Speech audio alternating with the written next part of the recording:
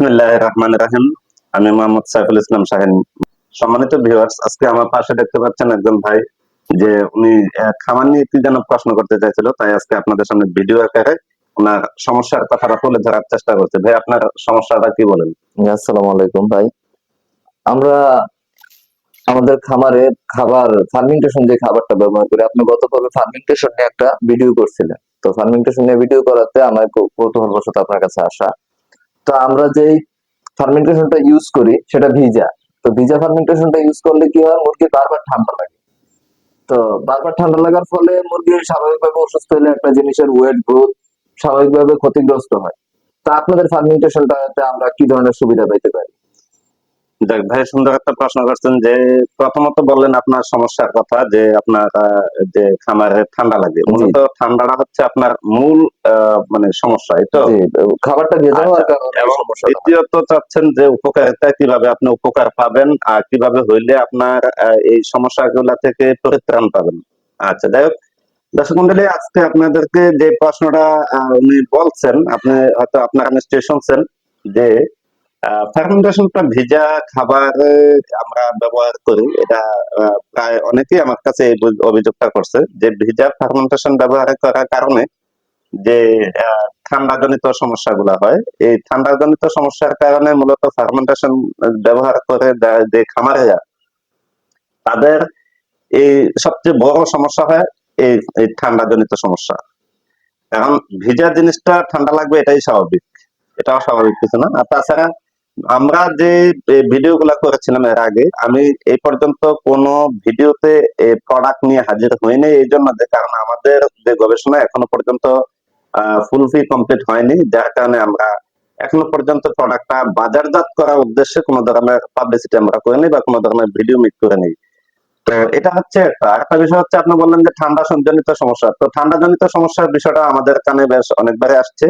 অনেকে আমাদেরকে ফোন করে বলছে যে হ্যাঁ, ঠান্ডা জনিত সমস্যা। তো এটা নিয়েও আমাদের গবেষণা চলতেছে। আলহামদুলিল্লাহ, আমাদের গবেষণা এই পর্যন্ত প্রায় অনেকটা ইমপ্রুভ। তো আমরা যখন এই বিষয়টা আমাদের কানে আসছে, তখন আমরা এটা নিয়েও গবেষণা করছি যে ঠান্ডা কেন হয়। তো মূলত এই ঠান্ডা হওয়ার মূল কারণটাই ছিল যে এই ভিজা বা এই ভিজা খাবারটার কারণে।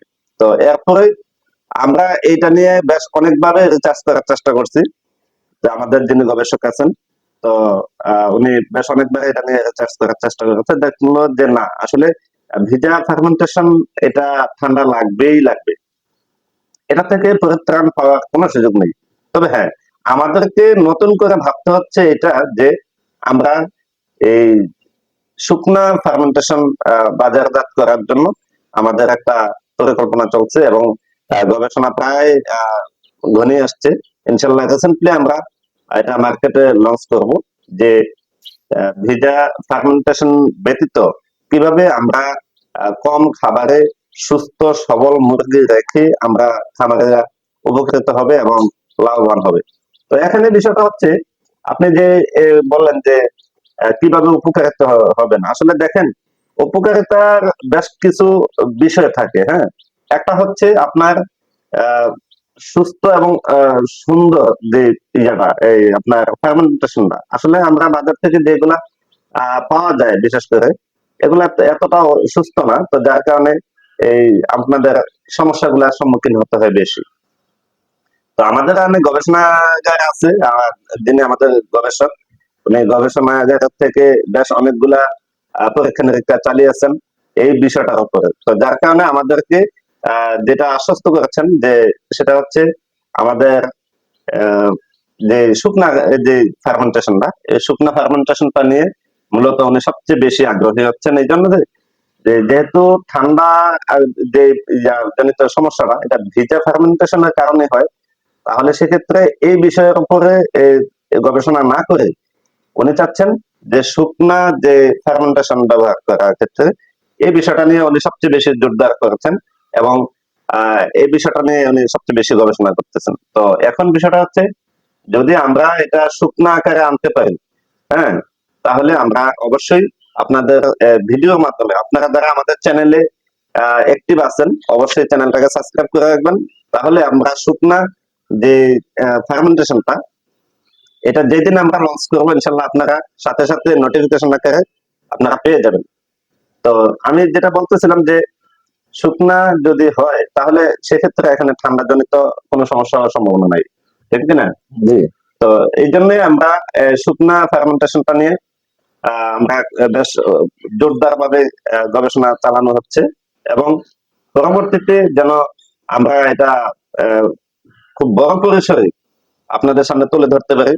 তো এটার জন্য আমি আপ্রাণ চেষ্টা করতেছি এবং আমাদের যিনি গবেষক আছেন উনিও খুব অক্লান্ত পরিশ্রম করতেছেন শুধুমাত্র আপনাদের কথা ভেবে, যে আপনারা যারা খামারে আছেন বিশেষ করে তাদের জন্য এই যে বারবার ঠান্ডা জনিত সমস্যা হওয়ার কারণে মুরগি মারা যাচ্ছে, বা এই যে আগে ভিডিওতে হয়তো আপনারা দেখেছেন বারবার যে ঠান্ডা লাগার কারণে গ্রোথ তো হয় না মুরগির ওই পরিমাণ, ওই নির্দিষ্ট সময়ে গ্রোথ হয় না, বারবার অসুস্থ হয় গ্রোথ পিছিয়ে যায়, বারবার অসুস্থ হয় গ্রোথ পিছিয়ে যায়, সমস্যা এই জায়গায়। আচ্ছা, হ্যাঁ, এটাই বলা হচ্ছে। কারণ অসুস্থ থাকলে তো আমি যে প্রথমে বললাম যে সুস্থ ফার্মেন্টেশনটাই বলছি এই জন্য যে আপনার ঠান্ডা জনিত সমস্যা যদি না হইতো তাহলে তো আপনার মুরগি বড় হইতে বা হ্যাঁ, গ্রোথ হইতে নির্দিষ্ট সময়ের মধ্যে গ্রোথ চলে আসতো।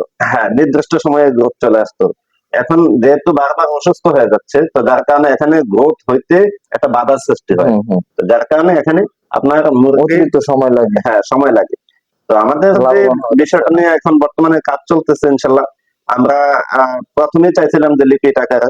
তো লিকুইড আকারে আসলে যারা ফার্মেন্টেশন তৈরি করেন বা বিক্রি করেন আমি তাদেরকে অনুরোধ করে বলবো আপনারা আরেকটু ভালো করে গবেষণা করে দেখেন যে লিকুইড আকারে যদি আপনারা যে ফার্মেন্টেশনটা ব্যবহার করার জন্য বিভিন্ন যোগাযোগ মাধ্যমে বা এই যাতে প্রিন্ট মিডিয়ার মাধ্যমে আপনারা যেভাবে প্রচার প্রচারণা করছেন, আমার মনে হয় এটা আরো ভালো করে গবেষণা করে তারপরে আপনারা যদি এটাকে আরেকটু ডেভেলপ করতে পারেন আমার মনে হয় যে প্রত্যেকটা খামারের উপকার হবে। তবে আমরা চাচ্ছি যে আমাদের এটা যেন খুব উন্নত টেকনোলজির মাধ্যমে আমাদের এটা গবেষণা চলতেছে। তো এবং পরবর্তীতে আমরা যে আপডেট গুলো আপনাদেরকে দেবো নিঃসন্দেহে আপনারা আমাদের পাশে থাকবেন, দেখতে পাবেন যে আমাদের এখানে স্বয়ংসম্পূর্ণভাবে যেন কোনো ধরনের সমস্যা ফেস করতে না হয় এইভাবে আমরা ফার্মেন্টেশনটা বাজারজাত করার চিন্তা ভাবনা আছে। তো যাই হোক দর্শক মন্ডলী, আপনাদের সকলের সুস্থতা কামনা করে আজকে এখানে বিদায় নিচ্ছি। আসসালামু আলাইকুম রহমতুল্লাহি ওয়া বারাকাতুহু।